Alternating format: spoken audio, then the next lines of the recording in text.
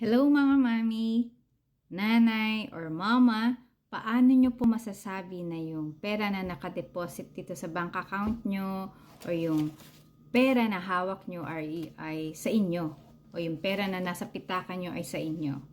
Masasabi nyo bang sa inyo yan? Ito po yung hard truth.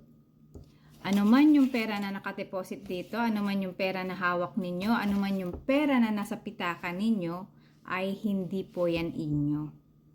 Bakit ko nasabi na hindi sa inyo, hindi pa considered na sa inyo yan? Kasi 100% magagastos po natin yan. 'Di ba? Ano man yung hawak natin na pera, magagastos po natin yan. Ano man yung nakadeposit na pera sa bank account natin, magagastos po natin yan.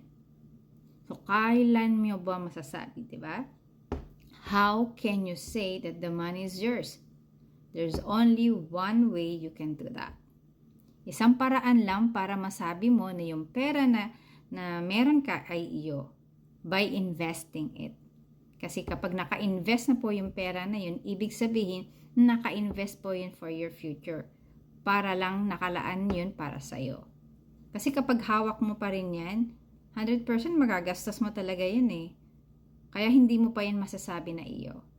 So again, the only way you can say that the money is yours is by investing it.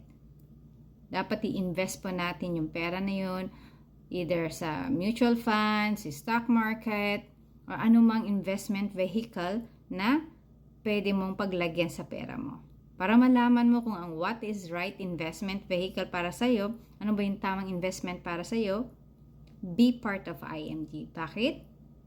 Layunin po kasi ni IMG na maturuan po kayo how to invest correctly para iwas scam at hindi po masayang yung pera na pinaghirapan po natin.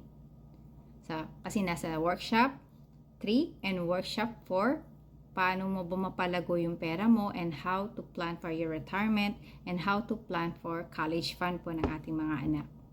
So, ano pang inaantay nyo? Be part of IMG community. A community of saver, investor, and entrepreneur.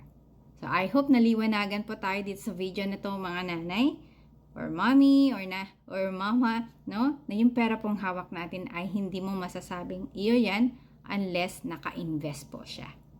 So, thank you for watching until the end. I'll see you in my next video. Bye-bye!